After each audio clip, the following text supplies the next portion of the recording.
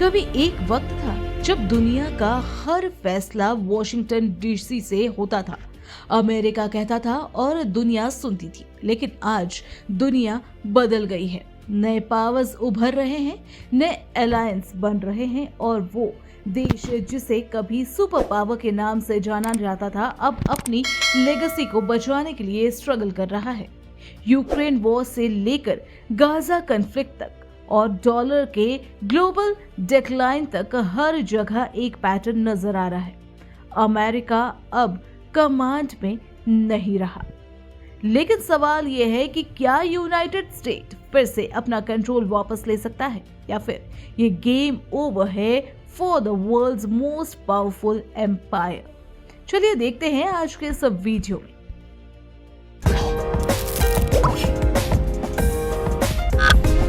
The rise and fall of the America Empire। World war 2 के बाद America एक नए एरा का सिंबल बन गया था। फ्रीडम, इकोनॉमी, इनोवेशन और ग्लोबल डोमिनेंस। हॉलीवुड ने उनका सॉफ्ट पावर बनाया, नासा ने स्पेस कॉन्क्योर किया और डॉलर ने दुनिया की इकोनॉमी पर राज किया। लेकिन जैसे जैसे समय आगे बढ़ा, अमेरिका अपने ही सिस्टम में फंस गया। वियतनाम, इराक और अफगानिस्तान जैसे वॉर ने उनके इमेज को तोड़ दिया।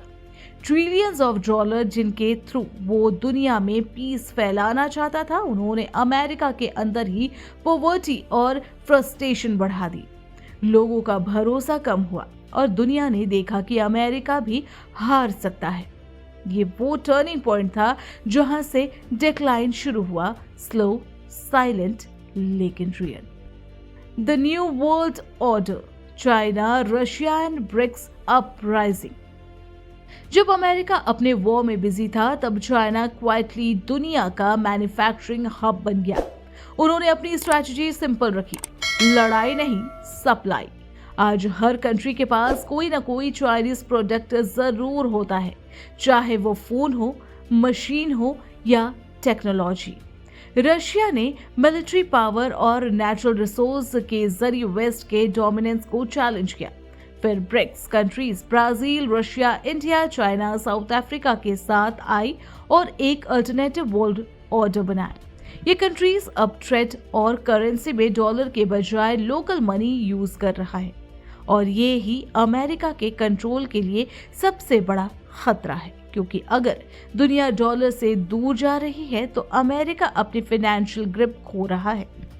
The dollar war, America's biggest fear.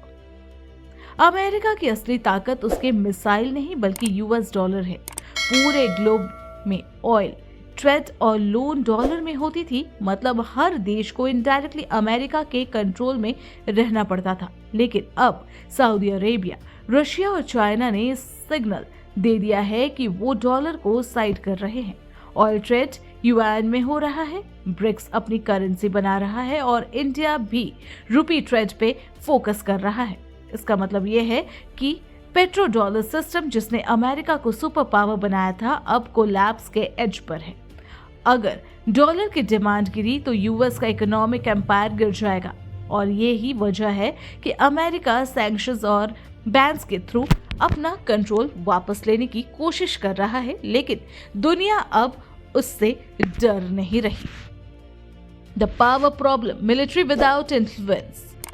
America के पास अब भी दुनिया की सबसे पावरफुल आर्मी है, लेकिन पावर और इन्फ्लुएंस में फर्क होता है। अफगानिस्तान से उनका सडन विड्रॉल एक सिंबल था। वर्ल्ड स्ट्रॉन्गेस्ट आर्मी ने 20 साल बाद भी एक ट्राइबल ग्रुप को नहीं हरा पाया। मिडिल ईस्ट में अब यूएस के अलाइज भी इंडिपेंडेंट पॉलिसी बना रहे हैं, जैसे सऊदी अरेबिया और यूएई, जो पहले अमेरिका के क्लोजेस्ट पार्टनर थे, अब चाइना और रशिया के साथ डील कर रहे हैं। रशिया ओपनली यूक्रेन में वॉर कर रहा है और चाइना ताइवान पे नजर जमा रहा है। लेकिन अमेरिका सिर्फ स्टेटमेंट्स एंड सैंक्शन तक सीमित हो गया है। पहले जहां यूएस नेवी के एयरक्राफ्ट करियर का आना मतलब होता था गेम ओवर, आज वही कंट्री कह रही है try us. The internal battle, America's biggest weakness. दुनिया में कंट्रोल वापस पाने से पहले अमेरिका को अपने अंदर के बैटल्स जीतने होंगे। वहां पॉलिटिकल पोलराइजेशन एक्सट्रीम लेवल पर है। Half of America hates the other half. Social media ने सच और नैरेटिव के बीच की लाइन मिटा दी है। वो कल्चर और इंटरनल आइडेंटिटी पॉलिटिक्स ने एक डिवाइड सोसाइटी बना दी है। इकोनॉमी में इन्फ्लेशन, यूथ में फ्रस्ट्रेशन और ट्रस्ट में डिक्लाइन, ये सब साइन है एक सिस्टम के कोलैप्स का।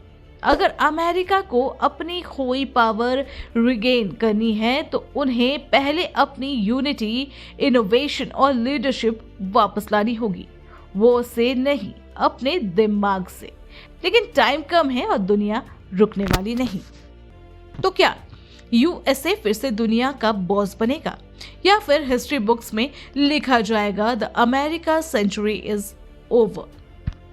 ये सिर्फ एक जियोपॉलिटिकल गेम नहीं, एक माइंडसेट शिफ्ट है। अब दुनिया मल्टीपोलर हो रही है, जहां पावर शेयर होती है, कंट्रोल नहीं। और लगता है अब अमेरिका के लिए सबसे बड़ा चैलेंज चाइना या रशिया नहीं, बल्कि उसके अपने अंदर के फ्लोज है। क्या अमेरिका अपनी कहानी वापस लिखेगा या एम्पायर के डाउनफॉल का चैप्टर ऑफिशियली शुरू हो गया है? आपका क्या मानना है, हमें कमेंट में जरूर बताएं। और वीडियो इन्फॉर्मेटिव लगी हो तो लाइक, शेयर और चैनल को सब्सक्राइब करना न भूलें। Thanks for watching.